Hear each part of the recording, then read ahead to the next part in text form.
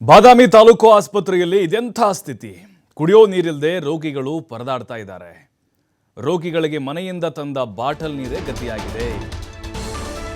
ಬಾದಾಮಿ ತಾಲೂಕು ಆಸ್ಪತ್ರೆಯಲ್ಲಿ ನೀರಿಗಾಗಿ ಪರದಾಟ, ರೋಗಿಗಳ ಸಂಕಷ್ಟ. ಕುಡಿಯೋ ನೀರಿಲ್ಲದೆ ಪರಿತಪಿಸ್ತಾ ಇದ್ದಾರೆ. ಬೋರ್ಡ್ ಹಾಕ್ಬಿಡಿ, ನಮ್ಮಲ್ಲಿ ನೀರಿಲ್ಲ ಅಂತೀವಿ. ಮನೆಯಿಂದ ಬಾಟಲ್ ತಗೊಂಬನ್ನಿ ಅಂತ ಬೋರ್ಡ್ ಹಾಕ್ರಿ. ಇನ್ಮೇಲೆ ಏನೇನು ಸೌಲಭ್ಯ ಇರಲ್ವೋ ಬೋರ್ಡ್ ಹಾಕ್ಬಿಡಿ, ಗೊತ್ತಾಗ್ಬಿಡುತ್ತೆ. ಅವ್ಯವಸ್ಥೆ ಆಗರವಾಗಿಬಿಟ್ಟಿದೆ ಬಾದಾಮಿ ಸರ್ಕಾರಿ ಆಸ್ಪತ್ರೆ. ತಾಂತ್ರಿಕ ದೋಷದಿಂದ ಶುದ್ಧ ಕುಡಿಯೋ ನೀರಿನ ಘಟಕ ಬಂದ್ ಆಗಿದೆ. ಎಷ್ಟು ದಿನ ಅಂತ ಬಂದ್ ಮಾಡ್ತೀರಿ? ಒಂದಿನ ಎರಡು ದಿನ ಓಕೆ. ಗಬ್ಬೆದ್ದು ನಾರ್ತಾ ಇದೆ ಆಸ್ಪತ್ರೆಯಲ್ಲಿನ ಶೌಚಾಲಯ. ಸ್ವಚ್ಛತೆ ಇಲ್ದಿದ್ರು ಕೂಡ ಆಸ್ಪತ್ರೆ ಆಡಳಿತ ಮಂಡಳಿಯವರು ನಿರ್ಲಕ್ಷ್ಯ. ಯಾಕಂದ್ರೆ ನಂದಲ್ವಲ್ಲ, ನನ್ನ ಮನೆ ಆದ್ರೆ ನಾನು ಕ್ಲೀನ್ ಮಾಡ್ತೀನಿ, ಯಾಕೆ ಬೇಕು ನೋಡಿ. ಇದು ಬಾದಾಮಿ ತಾಲೂಕು ಆಸ್ಪತ್ರೆಯ ಅವ್ಯವಸ್ಥೆ.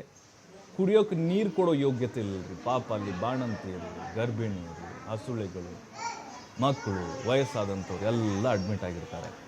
ಶುದ್ಧ ಕುಡಿಯೋ ನೀರಿನ ಘಟಕ ಅದೆಲ್ಲ ನೋಡಿ ಎಲ್ಲ ಬೀಗ ಜಡ್ದಿದ್ದಾರೆ. ಅದು ಬೇಸ್ಟ್ ಅದೆಲ್ಲ ಕಟ್ಟಿ ಅಲ್ರಿ. ಒಂದು ವಾರದಲ್ಲಿ ನೀವು ಅಲ್ಲಿ ಸರಿ ಮಾಡೋಕ್ಕಾಗಲ್ವ ಅದನ್ನ? ಬೇರೆ ಕಡೆ ಆದರೆ ಓಕೆ ಅಪ್ಪ, ಬೇರೆ ಪ್ಲೇಸಲ್ಲಿ ಇಲ್ಲಪ್ಪ ಅಲ್ಲಿ ಜನ ಬರಲ್ಲ, ಏನಿಲ್ಲ. ಆಸ್ಪತ್ರೆಗೆ ಬರುವಂಥವ್ರಿ ನೀರು ಕೇಳ್ತಾರೆ. ಎಲ್ಲಿಂದ ತರೋಣ? ಮನೆಯಿಂದ ತರೋಕ್ಕಾಗತ್ತಾ? ಎಷ್ಟು ದಿನ ತರೋಕ್ಕಾಗತ್ತೆ ರೀ ಮನೆಯಿಂದ?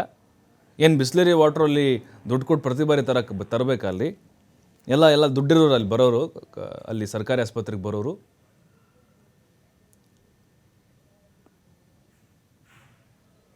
ಮತ್ತಷ್ಟು ಮಾಹಿತಿ ಗುರು ಹಿರೇಮಠ್ ನೀಡ್ತಾರೆ. ಗುರು, ಗಮನಿಸ್ತಾ ಇದ್ದೀವಿ ಆಸ್ಪತ್ರೆ ಕಂಪ್ಲೀಟಾಗಿ ಅವ್ಯವಸ್ಥೆ ಆಗಿದೆ ಅಂಥೇಳಿ. ಯಾಕಿಷ್ಟು ನಿರ್ಲಕ್ಷ್ಯ ಅಂತ ಅಂದರೆ ಬಡವರ ಒಂದು ಆಸ್ಪತ್ರೆ ಅನ್ನುವಂಥ ಕಾರಣಕ್ಕ, ಜೊತೆಗೆ ಇಲ್ಲಿ ಹೇಳೋರು ಕೇಳೋರು ಯಾರೂ ಇಲ್ಲದಂತಹ ಪರಿಸ್ಥಿತಿ ನಿರ್ಮಾಣ ಆಗಿಬಿಟ್ಟಿದೆಯಾ ಹೆಂಗೆ? ಅದು ಖಂಡಿತ. ಯಾಕಂತಂದ್ರೆ ಕಳೆದ 1 ವರ್ಷಗಳಿಂದ ತಾನೇ ಇಲ್ಲಿ ಕುಡಿಯುವ ನೀರಿನ ವ್ಯವಸ್ಥೆ ಸಾಕಷ್ಟು ಅವ್ಯವಸ್ಥೆ ಆಗರವಾಗಿದೆ ಅಂತಕ್ಕಂಥ ಸಾಕಷ್ಟು ಆರೋಪಗಳನ್ನು ಕೂಡ ಹಿಂದೆ ಕೂಡ ಮಾಡಿದ್ರು. ಅದರ ಜೊತೆಗೆ ಏನಪ್ಪಾ ಅಂತಂದ್ರೆ ರೋಗಿಗಳು ದಿನವಿಡೀ ಪರದಾಡುವಂತ ಪರಿಸ್ಥಿತಿ ಆಗಿದೆ. ಯಾಕಂತಂದ್ರೆ ಶುದ್ಧ ಕುಡಿಯುವ ನೀರಿನ ಯೋಜನೆ ಘಟಕ ಅಂತಕ್ಕಂಥ ಆಸ್ಪತ್ರೆಯ ಬಲಭಾಗದಲ್ಲಿರ್ತಕ್ಕಂಥ ಕುಡಿಯುವ ನೀರಿನ ಯೋಜನೆ ಕೂಡ ಅಲ್ಲಿಯೂ ಕೂಡ ಬಂದಾಗಿರುವಂತದ್ದು.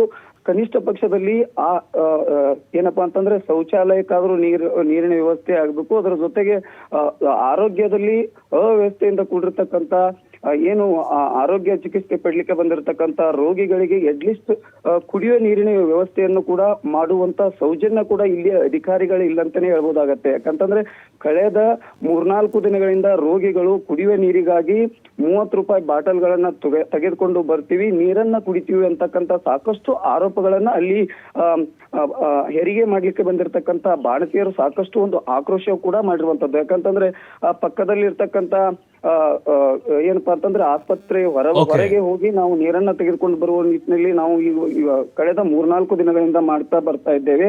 ಮತ್ತು ಶೌಚಾಲಯದ ವ್ಯವಸ್ಥೆ ಅಂತೂ ಕೂಡ ಹೇಳತ್ತಿರೋದಾಗಿದೆ. ಯಾಕಂತಂದ್ರೆ ಹಳೆದ ಬಾಣತಿಯರಿಗೆ ಒಂದು ಊಟದ ವ್ಯವಸ್ಥೆಯನ್ನ ಮಾಡ್ಬೇಕಾದ್ರೆ ಅಲ್ಲೇ ಕುಳಿತು ಊಟ ಮಾಡುವಂತ ಪರಿಸ್ಥಿತಿ ಇರುತ್ತೆ.